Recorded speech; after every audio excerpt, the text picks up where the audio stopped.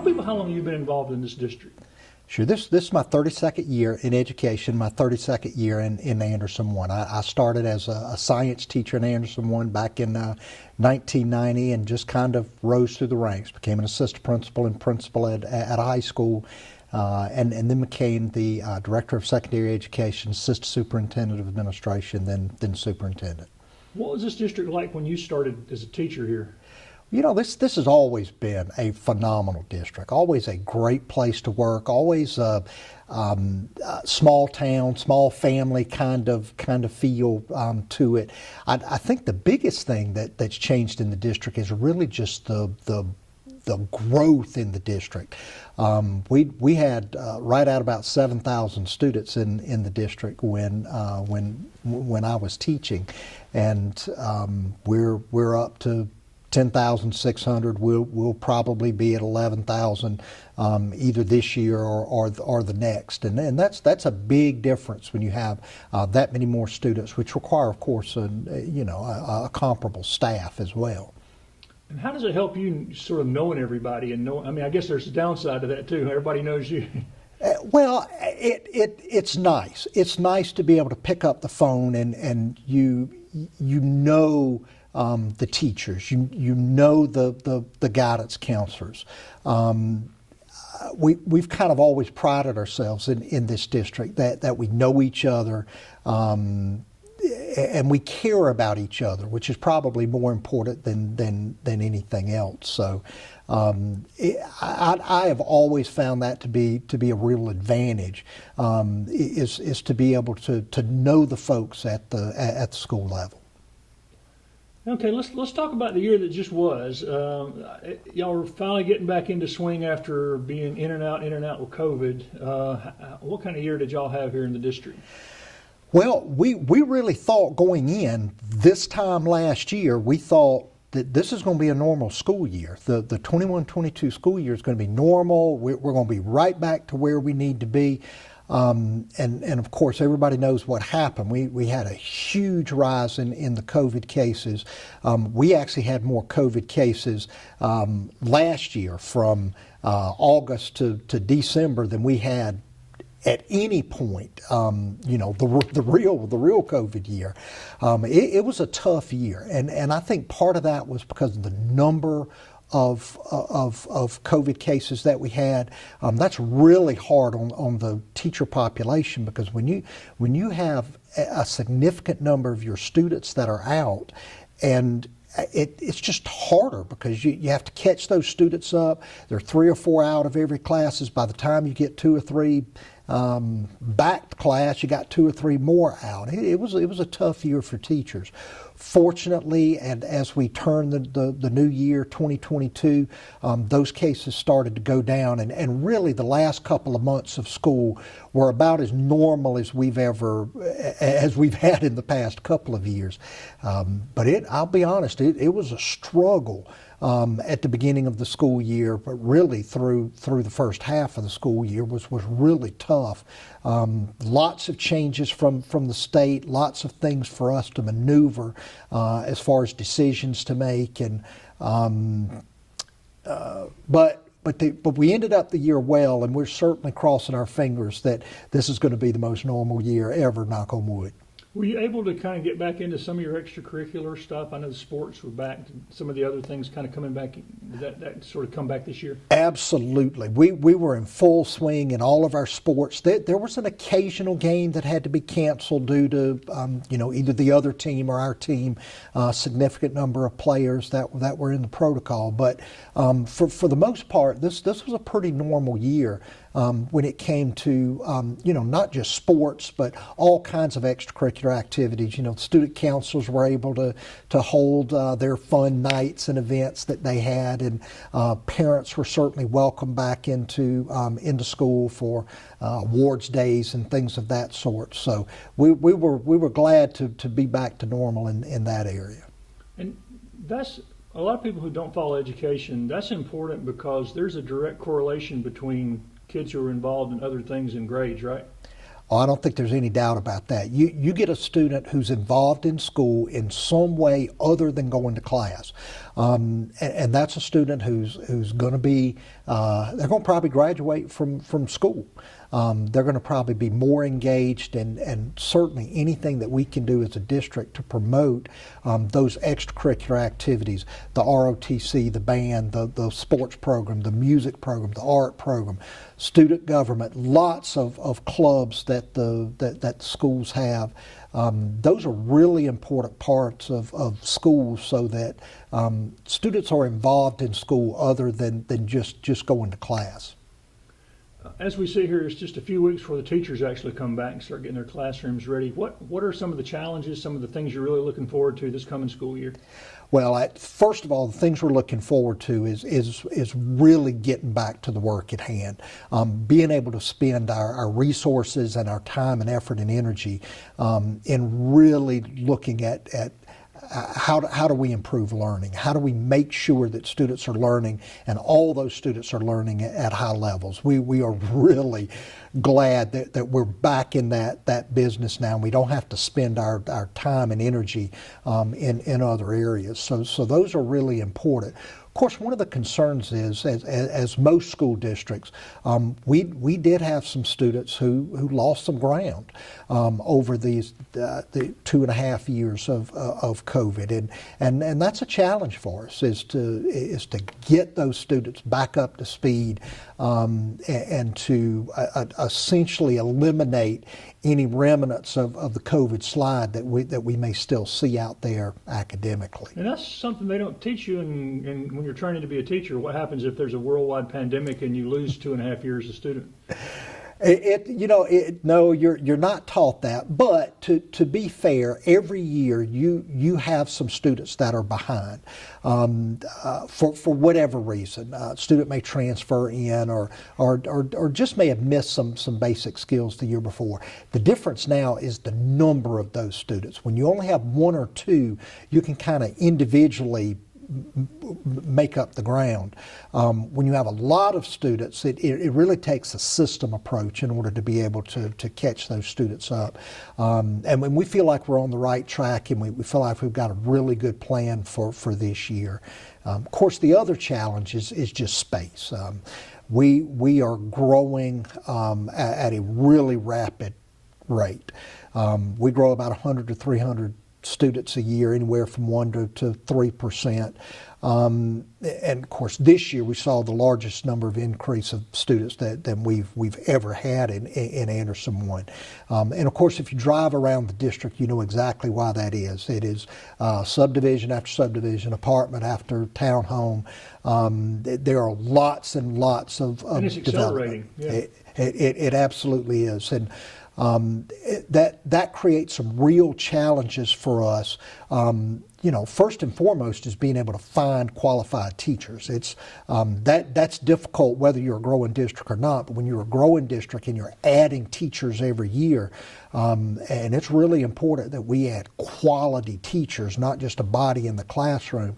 Our personnel department really has to work extremely hard to make sure that we're getting the best and brightest that are out there. And then the other issue is just classroom space. Is that you quickly run out of space. We added, since 2019, we added 66 classrooms in the district, and just about every single one of those are filled now. That is a rate that is incredibly difficult to keep up with. But that'll be one of the challenges for us for this coming school year, as well as moving forward, is where do we put the students and the new teachers. How are y'all planning for that? I know we've talked about the Anderson County Planning Commission denied the impact fees, which kind of leaves y'all with facing this challenge of growth, but no funding to fund the growth. Where does that leave y'all at this point? Well, we really have to look to our property owners in Anderson 1, and that was really the whole purpose of the impact fee, was to hopefully decrease the impact of the school growth on our property owners in our district. But unfortunately, in South Carolina, that's that's the mechanism. You have to sell bonds in order to build buildings, in order to build new schools, in order to add additions to schools. And so for us, we have three mechanisms, and we'll obviously use all three of those. One is we'll need to sell bonds. For the first phase of our next building program, we'll have to sell about $20 million worth of bonds. We'll put about $23 million worth of local option sales tax will be used, and then we'll use some local funds as well to supplement that as well. So those are the three areas that we'll use to gather funds in order to build new buildings and to add on to buildings that are over capacity. I don't think the average citizen recognizes that the key in South Carolina after they passed the 388 is industrial base, and you guys don't have much of an industrial base in your district, so that puts a challenge on you that some of the other districts, District 5 is the other one, roughly the same size. They have a huge industrial base. You guys don't have that, so that puts y'all behind the eight ball right away. It does, and the two types of districts that are really hurt with Act 388 is districts that are growing, particularly quickly growing districts, and districts that don't have a lot of industrial business tax base. Unfortunately, Anderson 1 gets the brunt of both of those. We have lots and lots of subdivisions, and of course, as you know, we don't receive any operational money from those owner-occupied homes. And so the brunt of that falls to the businesses and the rental properties and the vehicles. So Act 388 is certainly a big issue for us. This past year, we lost approximately $11 million because of Act 388. For us, that's a lot of money. That's a lot of money. Had Act 388 not been passed, we would have those funds available for construction projects, hire new teachers. Until Act 388 is altered, we're going to be in this condition for quite a while. Circling back around to teachers, are you fully staffed going in? Are you ready for the teachers? I know you're talking about teachers. It's also, people forget, it's not just teachers. It's all the administrative staff and the service staff, the support staff for all the teachers. Is that a challenge to continue with this growth? It is all a challenge. Ask any business who's trying to hire employees. I mean, it doesn't matter for us whether it's a custodian, a bus driver, a teacher assistant, a teacher, an administrator, a guidance counselor. They are all very difficult to find. All of the school districts are certainly competing for quality employees, and that creates a real challenge for us to be able to maintain salaries, to be able to keep salaries at a position where people are interested in applying for positions and keeping people. And of course, salary isn't everything, but it matters, and we know that's really important. Is to try to stay as competitive as we possibly can. And one of the big issues we have is that a large portion of our borders board Greenville County, and we can't compete with Greenville County's salary scale. So we keep as close as we possibly can, but that's certainly an issue for us. And that's kind of where that family atmosphere comes in that we really have to do a really good job of taking care of our employees to make sure that we get and keep the very best that we can. And that atmosphere or the schools or whatever creates a demand on the other side. My understanding is y'all get a lot of calls from people wanting their kids to get in this district. Is that right? We do. We get literally hundreds of calls a year asking, how do we get into Anderson 1, or how do we keep our kids in Anderson 1? And unfortunately, the answer to that is pretty simple. We got to live in Anderson 1, and of course that's what they're doing. They're moving into the school districts, and that's that's a double-edged sword. It's a good problem to have because a family who chooses their home based on the school district is a family who knows when report cards come out. They keep up with grades. They are very sensitive to students falling behind academically, and all of those are good things for school district. But of course, it creates a demand for space and additional teachers that has to be rectified as well. What will people notice new in terms of facilities, athletic facilities, school facilities coming in this year? Will people see anything new? Well, we are just finishing up our 2019 bond referendum construction projects. The only things that we have still on the books is our IT and transportation building. Our IT building was built in the 1950, actually by students that went to Spearman. At that time, it was Spearman High School, and of course, the last thing you want is to have a major internet outage in your district.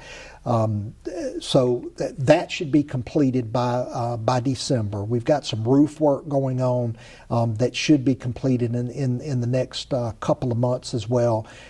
We've got a press box renovation that's being done. Once those are finished, that will actually complete all of the projects that were on our 2019 bond referendum.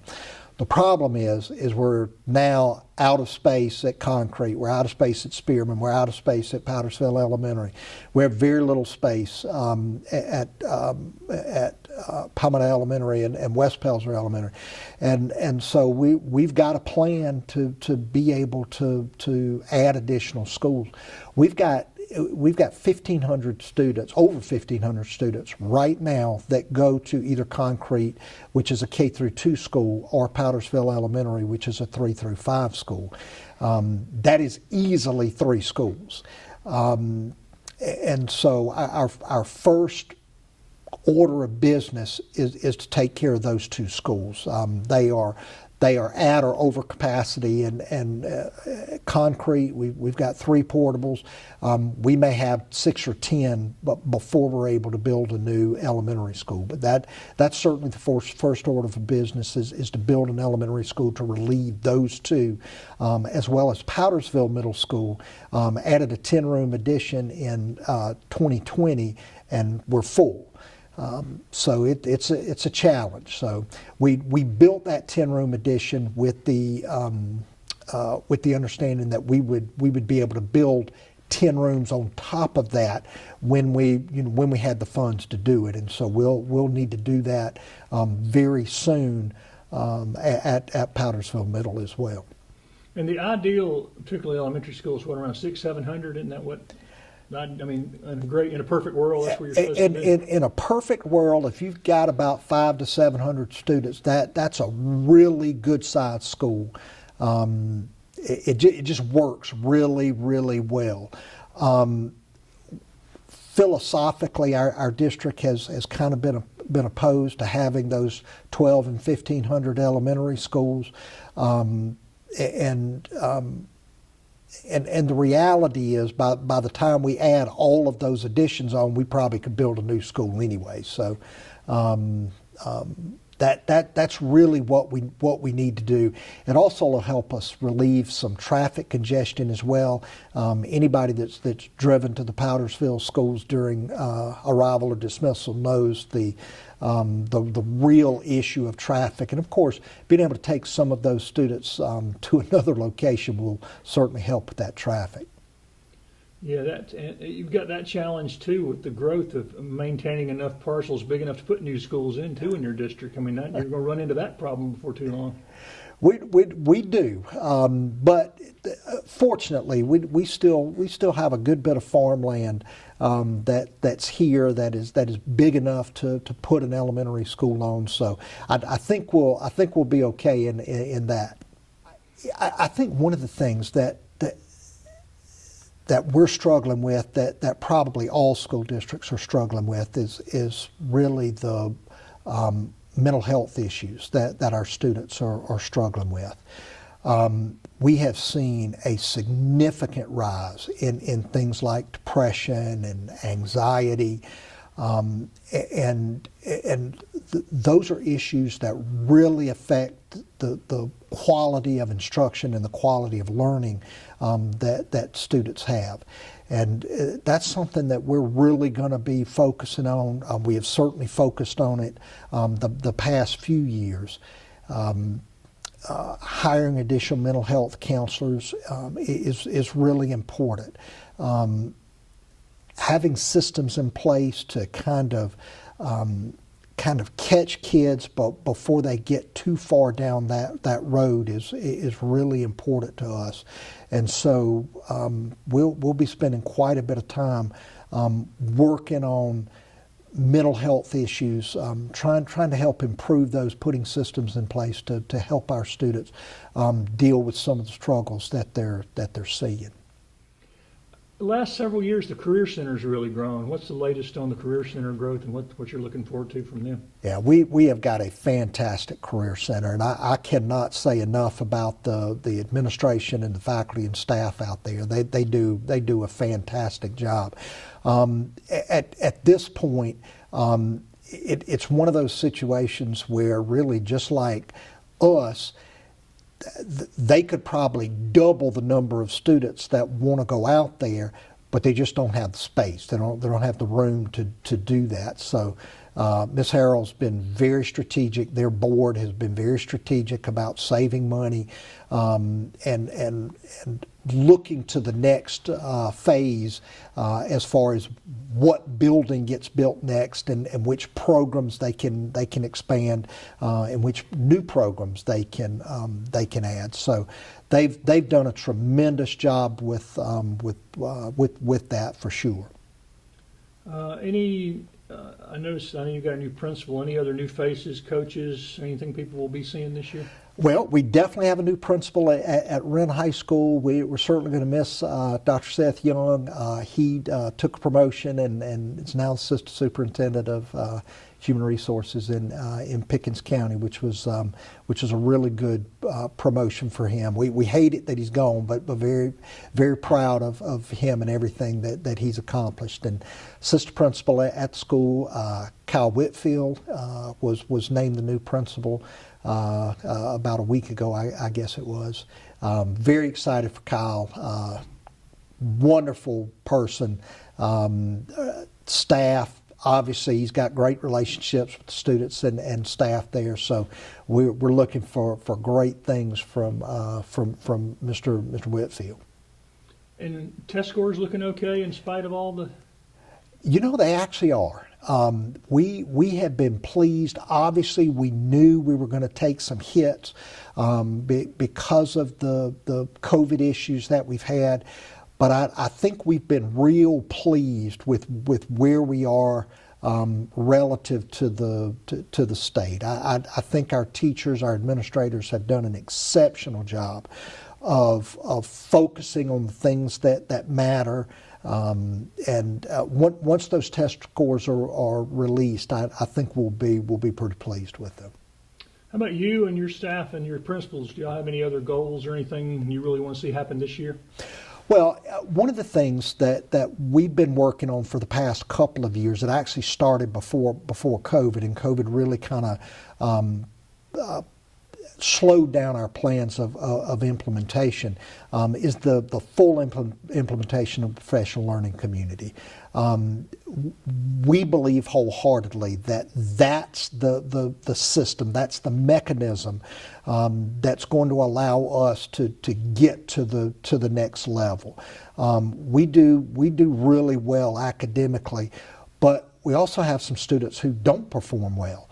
And we feel like this mechanism, the professional learning community, Tell me what that is, I'm not sure. Well, professional learning community is really teachers working together in order to be able to help students be successful, in order to help them learn the material. And it really revolves around 4 questions. What do kids need to know? What do they need to be able to do? What's the most important things that students need to know? You cannot teach all the standards, not with the same level of rigor. So what is it that kids need to know? And how do you know that the kids know that standard? How do you know that they're able to do that skill? That's where common formative assessments come in. Teachers work together to create similar assessments, and then you got to be able to look at those assessments, determine whether students actually learn the material or not. And then the last two questions is, well, what are we going to do if they didn't learn it, and what are we going to do if they already learned it? We have a number of bright students here, and teaching the material that they already know is a waste of our time and a waste of their time. So the professional learning community not only brings up those students who are struggling with the material, who haven't learned those essential standards, but it also elevates and escalates those students who are doing really well academically, but really need to be pushed rigor-wise. So we feel like it's a great plan. Our administrators, many of our teachers have been trained, and so we'll spend the vast majority of this year. Really, the common formative assessment is kind of, last year was the essential standards, what's absolutely necessary that every kid goes. This is a guaranteed viable curriculum. Every kid who leaves third grade, every kid who leaves biology is guaranteed to know these essential standards and be able to do them. We feel like we're in a really good place there. Now we work on those common formative assessments so that we can all work together. I mean, we got great teachers in this district, and I might be really good at teaching a particular thing, but I might not be quite as good at teaching something else. And we need to use our resources, use our teachers around us to be able to help us to be better teachers in those areas that we're not quite as good at. And that's where the common formative assessments come in. You give the students the assessment, you're like, gosh, your kids did really well on this part. What did you do? How did you teach? Well, let me show you what I did. Let me show you how I teach that. And now I'm a better teacher next year because of that. And that kind of plays in what you mentioned earlier about the personal attention to students and stuff. That kind of plays into that same sort of thing. Remind people how y'all, as teachers and principals in the district, will communicate with students this year. Well, it's really important that we communicate with students and staff and our parents and community as well. And certainly our administrators and teachers do a great job of keeping an eye out on kids at the school level. From the district standpoint, we try our best to make sure that parents are informed either through email or through social media. Social media is one of those kind of necessary evils that there's a lot of information that can be shared through the social media network. So that's something that we certainly will continue to do next year as well.